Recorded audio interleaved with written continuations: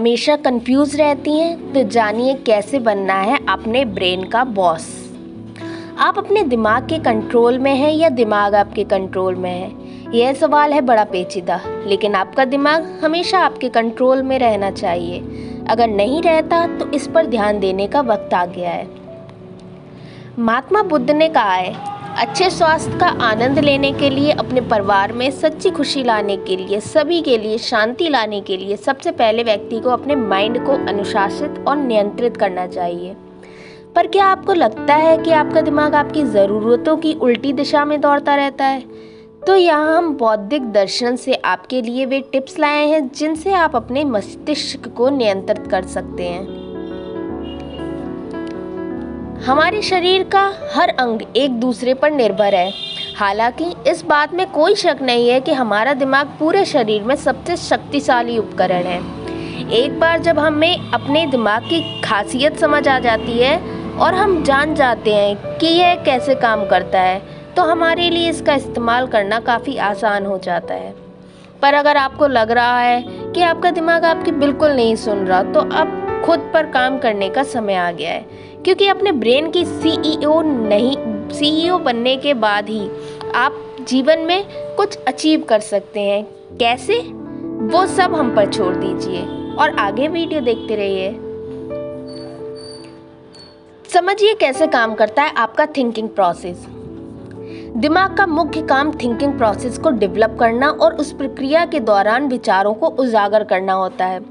हमारे विचार हमारे ही द्वारा बनाए गए बेसिक स्ट्रक्चर के रूप में निकल कर आते हैं। उदाहरण के तौर पर आपने सिगरेट को लेकर एक स्ट्रक्चर तैयार किया कि यह पीना खराब है, तो जब भी आप सिगरेट देखेंगी तो उसकी महक आपको मिलेगी, तो आपका दिमाग आपके विचार को आपके बनाए गए स्ट्रक्चर के हिसाब से ही उजागर करेगा। लेकिन कुछ मामलों में हमें अपने विचारों पर नियंत्रण नहीं होता है। अगर ऐसा है तो आप अपने दिमाग की बॉस नहीं हैं। तात्पर्य यह है कि आपके जो भी विचार हैं वह बाहर से या दूसरों से आते हैं, वह विचार आपके द्वारा बनाए गए स्ट्रक्चर के नहीं होते। अगर आप हमेशा यह तय नहीं कर सकती कि आपको क्या सोचना है, आप अपनी मर्जी से सोचना बंद नहीं कर सकते, तो इस बात में कोई दो राय नहीं है कि आपका दिमाग आपको चला रहा है। अब हम जानेंगे कि हम इसको कंट्रोल में करें। यहाँ है दिमाग पर काबू पाने के कुछ प्रभावी उपाय, जैसे कि कंसंट्रेशन या मेडिटेशन। ध्यान लगाना हमारे मन को शांत रखने के अलावा हमें एकाग्र रहने में सहायता करता है। संगीत पर ध्यान लगाना या किसी रोशनी पर ध्यान लगाना हमें अपने दिमाग पर काबू पाने और नकारात्मक विचारों से दूर रहने में सहायता प्रदान करते हैं। यह आज का नहीं बल्कि सदियों से चला आ रहा है। ज़्यादातर लोग ओम की ध्वनि पर ध्यान लगाते हैं। ऐसा करने से हम अपने दिमाग पर आसानी से काबू पा सकते हैं। हम क्या सोचते हैं, क्या करते हैं, यह सब हमारे हाथ में है।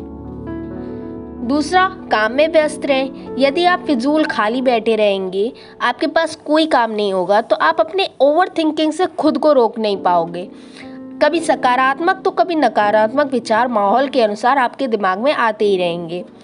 हालांकि ऐसे विचारों को नियंत्रित में करना आसान है। बस अपने आप को किसी ऐसे काम में व्यस्त रखें जहां एकाग्रता का इस्तेमाल होता हो। आपने बचपन से ही यह कहावत जरूर सुनी होगी कि खाली दिमाग शैतान का घर। यह एक तरह से सच है। आपके जीवन में होने वाली हर चीज़ के लिए आपका दिमाग जिम्मेदार है। यह अच्छी चीज़ों और बुरी चीज़ों के लिए, सफलता और असफलता के लिए एक सृजन शक्ति है। तीसरा, आप ये कर सकते हैं, सोचने के तरीके में बदलाव करने का प्रयास कर सकते हैं। जैसे कि कुछ विचार वक्त के साथ साथ स्वयं बदलने लगते हैं। जैसा हमारा नज़रिया होता है, हमारे विचार वैसे ही उत्पन्न होने लगते हैं। लेकिन कुछ विचारों को हमें स्वयं बदलना पड़ता है। जब हम खुद अपने विचारों को तय करते हैं तो हम अपने दिमाग को यह संदेश देते हैं और नए विचारों को अपनाने की ठान लेते हैं। परिस्थितियों के अनुसार विचारों को बदलना जीवन में खुशहाली लेकर आ सकता है। अधिकांश लोग यह नहीं जानते या नहीं मानते कि उनके सोचने के तरीकों को बदलना संभव है। इस संभावना की वास्तविकता उनके सामने कभी नहीं आई है।